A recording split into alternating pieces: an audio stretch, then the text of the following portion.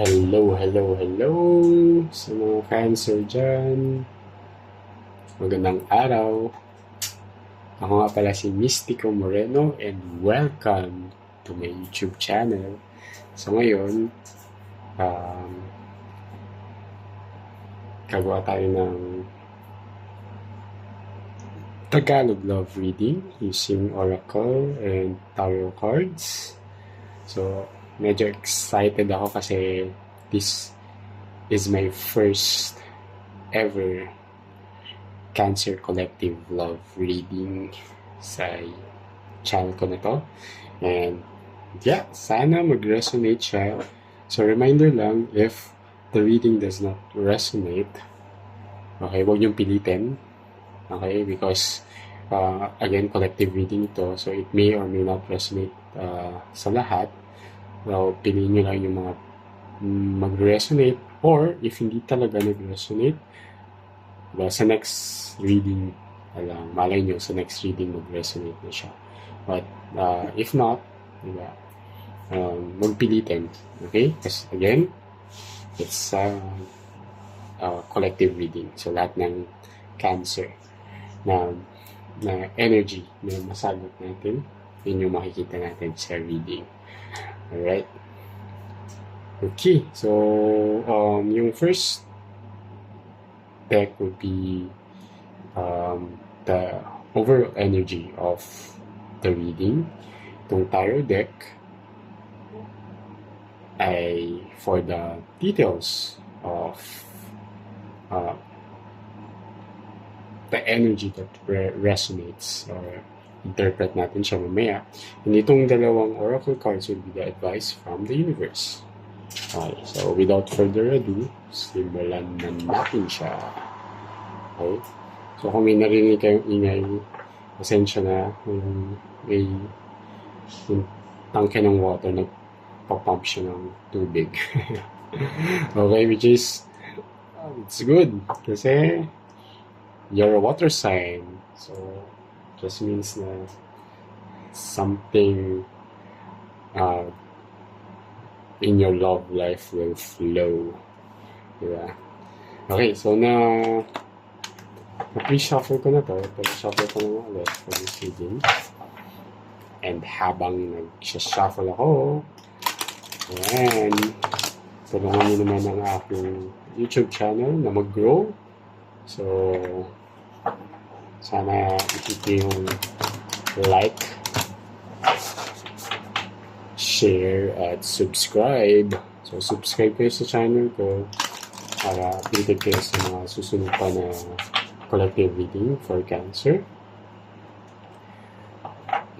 Ayun. So, and comment lang din kayo sa baba kung nag-resonate yung reading na ito sa inyo. Okay. Let's see. February yun. So, let's see the second card. Assurance in the self. You're better than you realize. So, sa mga nagda-doubt yan sa sarili nila, okay, this is just a confirmation na alisin na yung doubt na yun dahil deserve mo ang lahat ng mga matatanggap mo in life, lalo na sa love life. Okay? So, ano sinasabi dito? Imagine you are a small bird sitting on a branch, doing what birds do. Suddenly, a strong wind begins to blow, swaying the tree in every direction. If you leave the branch, you will have to battle the wind. The alternative is to remain on the tree, knowing you can fly to other branches for shelter. If things get worse, you can leave the tree at any time and face the wind. Realizing there are other branches to land on and knowing you have wings to fly to safety is what gives you self-assurance. The reflection is you are more capable than you realize. Okay, perhaps you have not yet used much of your unique skill because you are unsure of your ability to be successful. If this is the case, all you need is a little courage. You were born a creator. When you act with assurance, help and support seem to appear miraculously on your path. Nothing great can never be achieved can ever be achieved if you don't believe you are capable of accomplishing it. Remember, it is difficult to arrive at your highest potential by only using the tools and techniques of the past. Take some time to examine your life, your dream, and your work, and ask yourself if you are satisfied with what you have achieved. If you are not completely satisfied, listen to the guidance of this oracle with your heart, for it is presenting you with an opportunity for a bright new future. And doors will open to you as soon as you begin to break away from the habits that block your growth. The moment you become engaged in creating something new, you will head in a new direction. Success is inevitable when you have faith and believe that you are capable and creative enough to achieve what you want under all circumstances. Okay. So, since love reading to, sinasabi lang talaga is na may mga bagay, okay, na kailangan alisin yun. Lalo na when it comes to love, di ba? Marami sa atin kasi talaga, lalo na pag love, na parang ang dami-dami nating doubts. Parang, ay, ano ba yun? Parang baka ganito, baka ganyan, di ba? So, sinasabi nga nito, again, you are more capable than you realize. You are capable to love. You have the capacity to love, to give love, and to accept love. Okay? So, alisin mo na nga yung mga dati mong habit na yun yung nagiging hindrance sa growth mo pagdating sa love. I mean, di ba, growth mo as a person. Eh, di ba, pag hindi ka nag-grow, you'll be stuck in that quote-unquote immaturity when it comes to love. And kapag na-stuck ka doon, di ba, kahit nandiyan na yung right person, di ba, hindi kayo magkakaroon ng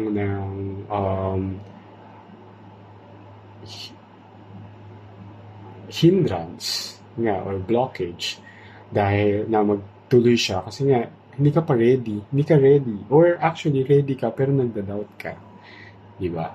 So alisin mo na yung old habits of always doubting yourself when it comes to not just love but all aspects of your life.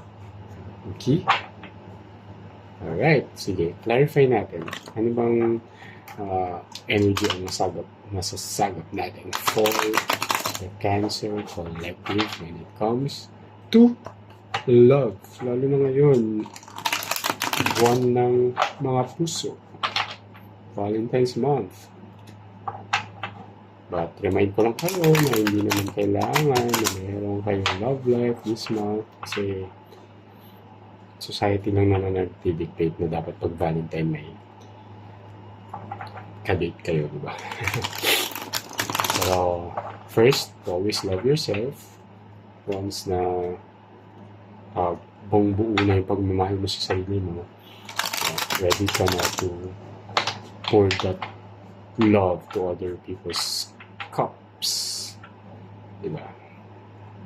And yeah, dapat kahit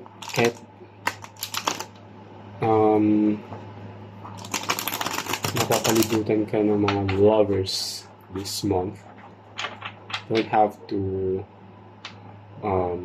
be jealous. Hindi ka rin dapat mainggit. Kasi nga, kapag mahal mo yung sarili mo, alam mo na darating din yung taong para sa'yo. Kung hindi man, alam mong buo ka. Okay? Alright, so let's see. I'll take the second cards as well. The Chariot. Oh, diba? Oh, energy mo to. Cancer energy.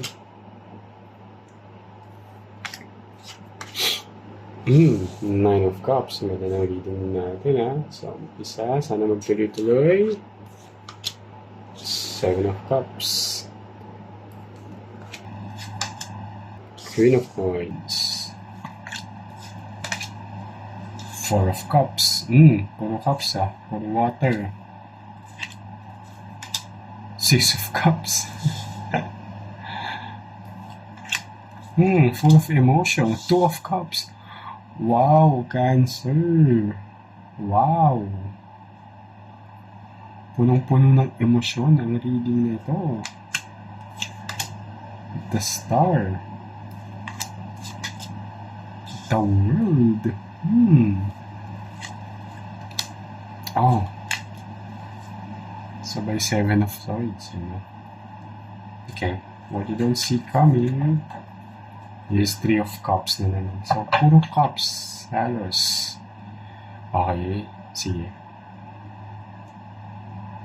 Interpret natin siya.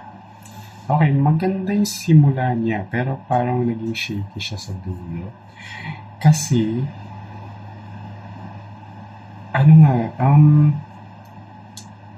medyo hindi balance yung elements when it comes to love. Puro emotion siya. Kasi Cups is a soup of emotions, okay? And yung feelings, ayan, puro feelings ang nangyayari, diba? So again, yun nga, parang yung dahil sa doubts, yeah, and having doubts is a feeling, diba? Diba? Yung nararamdaman mo na mga pagdududa when it comes to love. Ayan, tingnan mo. So, strong Cancer energy. Ikaw to, actually. This is you. Nine. It's puro cups. May kapiranggot na earth energy at air. Pero wala akong fire energy. Okay?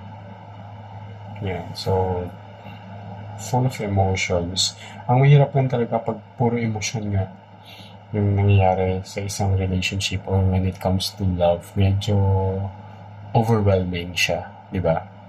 Sa lahat ng relasyon naman, kapag puro emotion na, hindi na ginagamitan ng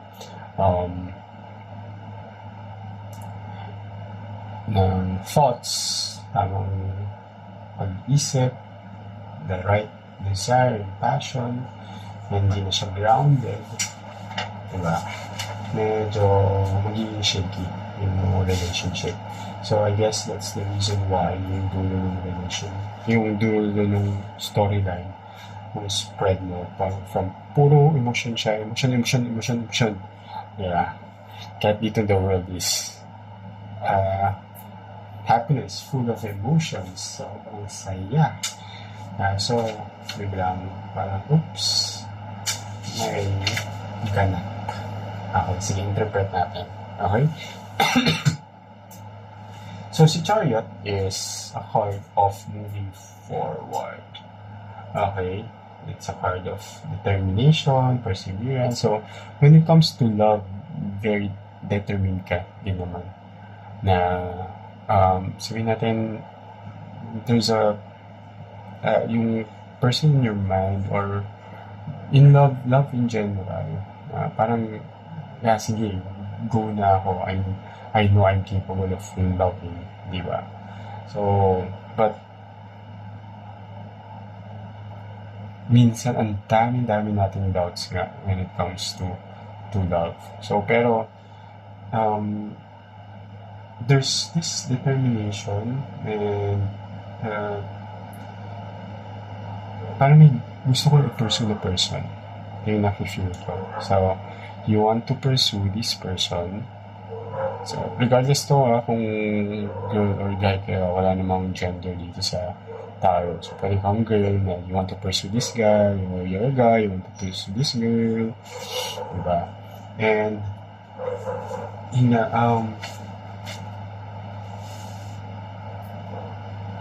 there's, I mean, yung pinupursue mo, there's actually some kind of satisfaction na mangyari. Parang magsasucceed ka naman.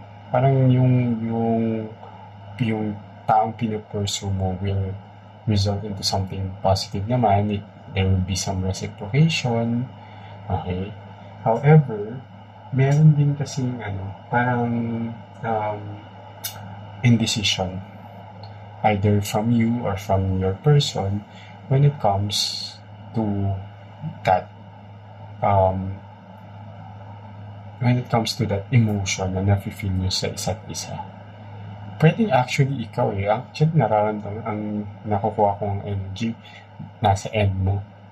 Diba? Kasi puro emosyon yung reading na to. Parang hindi mo na-overwhelm ka na rin dun sa nararamdaman mong emotions. Na to the point na parang, yun nga, nagkakaroon ka ng doubt na parang, mahal ko ba talaga itong tao na to? Parang ganun. Or, infatuation lang siya.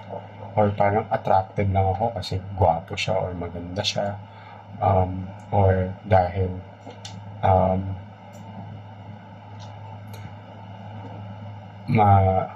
magaling siya maglambing, diba?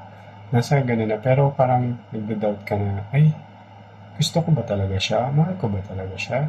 Bakit ko siya pinupursue kung hindi? Diba? So, ang daming nangyayari, nagaganap when it comes to your feelings towards this person. Ang daming doubts, ang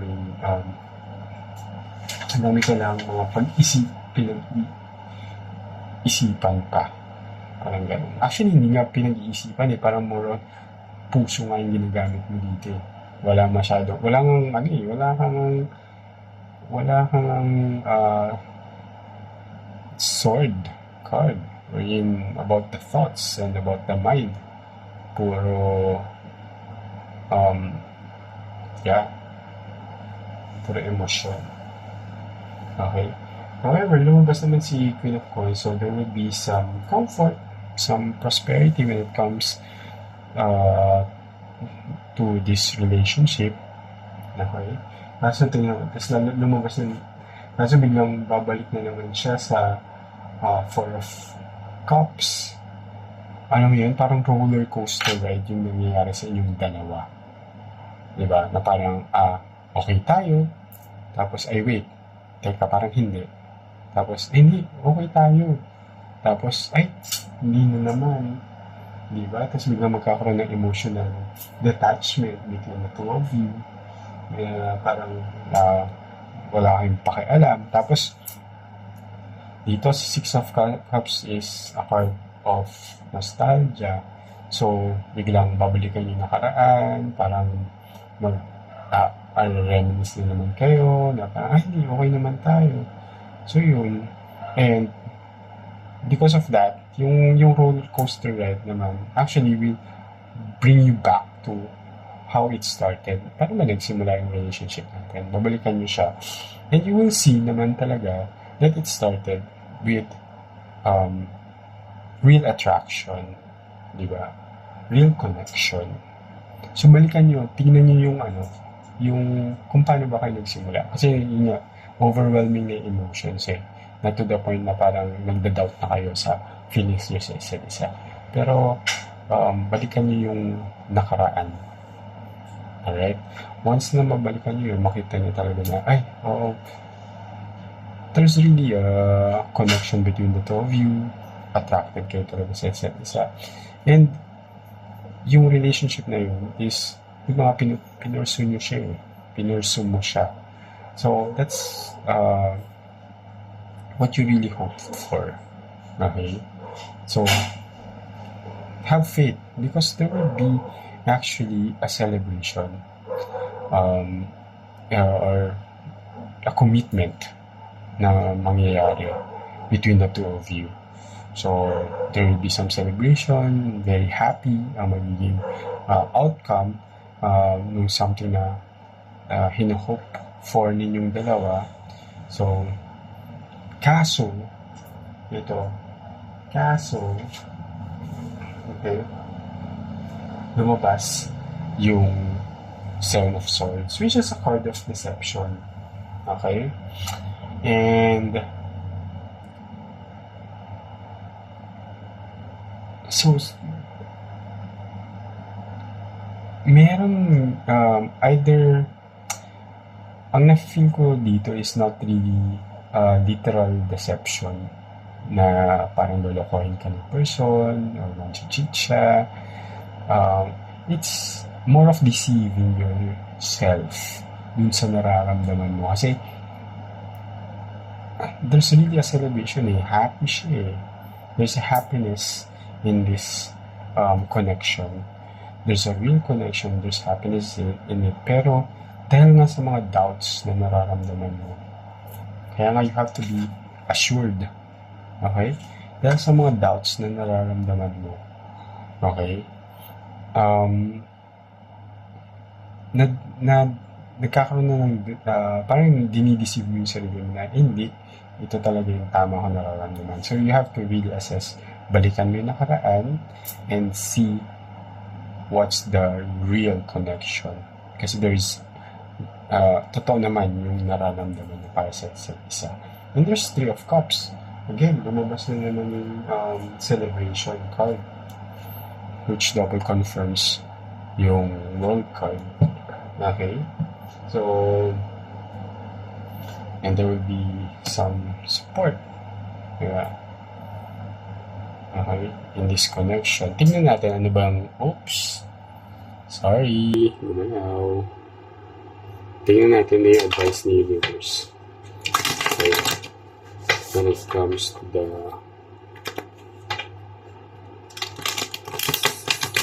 doubts that you're having. Ano bang gustong iparating sa'yo ni Universe pagdating sa connection nito?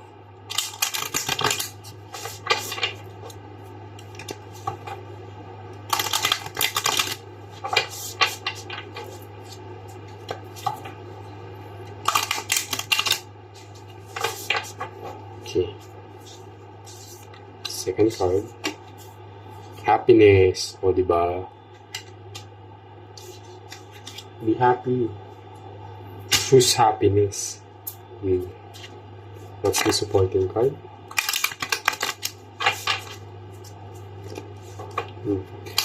Hindi mo na kailangan lokohin yung sarili mo. Kasi dinideceive yung sarili mo when it comes to what you really want and what you're feeling for this person.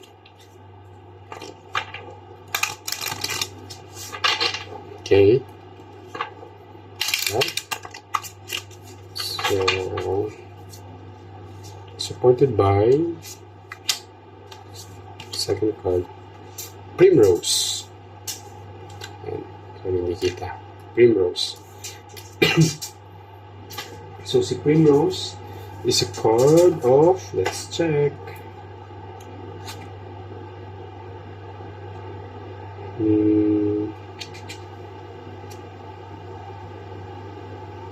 It's a card of attraction and passion. Okay? Gusto mo talaga itong tao na to. So, huwag ka na mag-alinlangan pa sa nararamdaman mo. Okay? And lumabas tong star card, so mag-wish ka na. Mag-wish ka na mangyari. Ano gusto mo mangyari sa connection na to. Okay? So, puro water energy,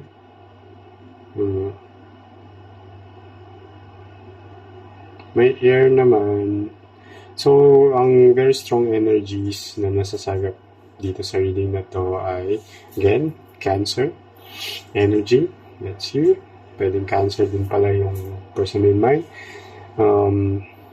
Aquarius, Leo, Taurus, and Scorpio.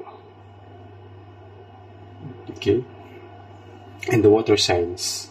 Pero mas strong yung yung nabanggit ko. Alright? But doesn't have to, hindi necessary na yun na pwede yung other signs din. Pero yun lang yung strong energies na nasasagap ng reading na to. Okay? And yeah, choose happiness. Alam mo kung ano yung magpapasaya sa'yo. At itong taon na to ay pinapasaya ka. Okay? So, tama na yung parang urong-sulong na na behavior. Okay? Kasi yung over energy mo is you have to be assured sa sarili mo. Okay? Yan. Kasi kaka-roller coaster mo, di ba? Baka hindi pa mangyari yung hino-hope for mo. Okay? Choose happiness. Okay? Because this connection is actually making you happy. So, huwag ka na mag-alinlangan pa. Alright, Cancer, sana nag-resonate itong reading na to. Maraming salamat sa panonood. And again, kung nag-resonate ito, comment nyo lang sa baba.